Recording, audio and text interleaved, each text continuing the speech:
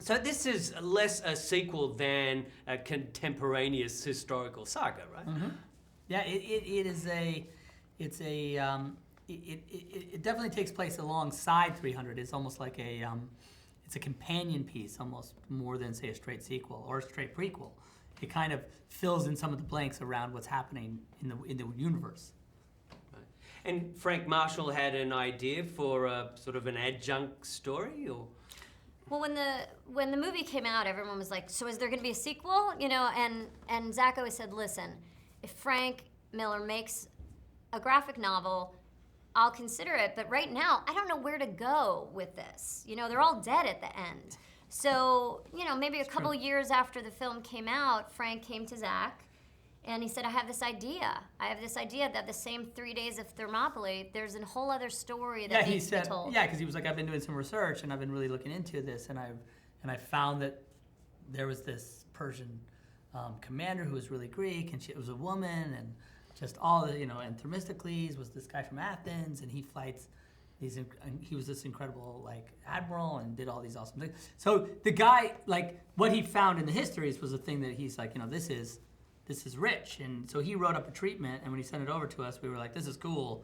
And then Kurt and I started writing the script based off of that. And we did change it a bit, but it's mostly what Frank kind of pitched us. So how reluctant were you to give up the director's reins? Yeah, I was. I fully intended on directing the movie, and I thought, you know, when we first talked about, you know, maybe I shouldn't do it, I was like, well, how? Like, who's gonna do it? Like, it doesn't make any. Like, I don't understand. It's like impossible. But then as we talked about it, and the reality of Man of Steel, and the reality of like, we would be shooting now. We'd literally be shooting now, and you know, we were like, okay, we got to get someone to do it. And Debbie had worked with Noam in the commercial world years ago. Yeah, and so we were like, maybe we should talk to Noam. He has a great visual style, you know. He came in and he did a presentation, and it reminded me a lot of when Zack was pitching the studio on the first movie. He had just such a vision for what it was.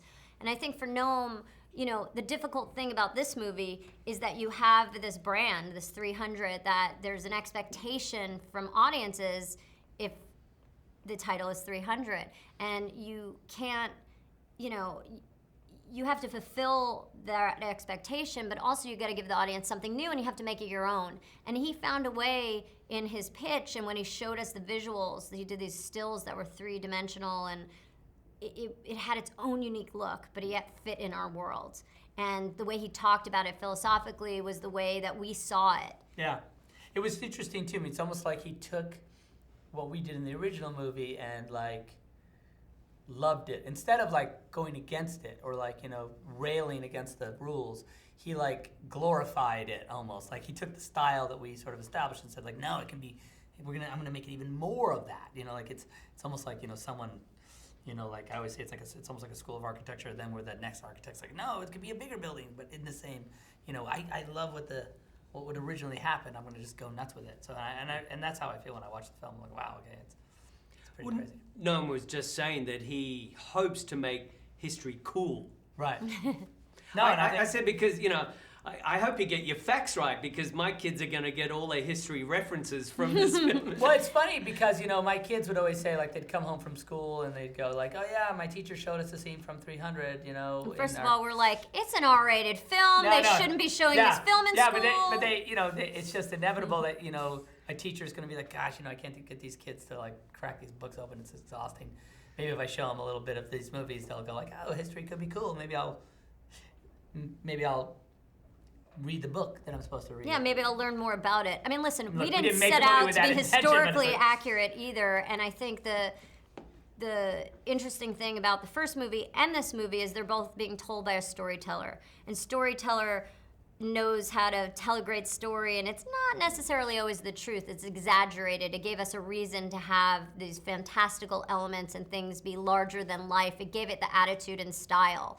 I mean, that said, I mean, it's all based on, like, you know, that Themistocles was a real guy, and Artemisia was actually a Greek woman who fought was the Persian commander of Xerxes' fleet. You know, that's all. The battle took place on those 3 days in roughly the same sort of 3-day evolution that we portray in the film, and then the final Greek victory at Salamis happened because of what happened at Thermopylae rallied the Greeks in Salamis to finally really defeat the Persian navy, which was really the beginning of the end for the Persian invasion.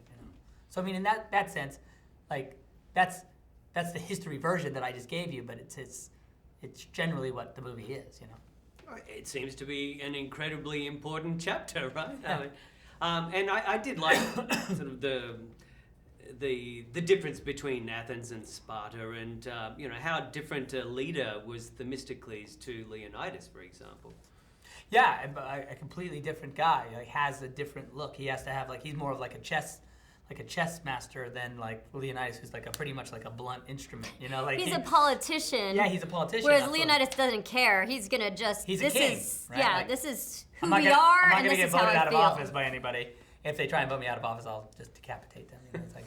It's a different school of leadership, I think. Well, also, we could never be the Spartans. They were this elite warrior society, and we are, though, the Greeks. We can relate to, I think, these people. The stakes are different.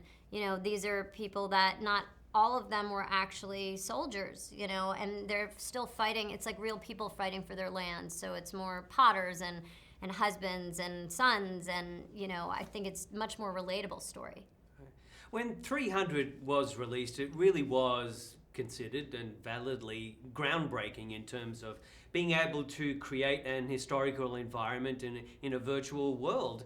And that was 7 years ago. So how far has that technology advanced? You've added water, which is another difficult element. It's advanced incredibly, because we were saying that we couldn't do this 7 years ago. We could, but it would have been super expensive, and it would have been. We had one more water scene that almost broke us in the movie first 7 movie, years ago. To contemplate doing a whole movie on the water with no actual physical water would have been insane. Yeah, so it's really amazing, I think, what they're able to do, and what Noam did with this palette and this environment is really cool. And the 3D. The 3D is another new element, I think, in just how the blood interacts and comes at you, and it's an exciting. It adds a level of excitement to the film that then we couldn't have done that either. No.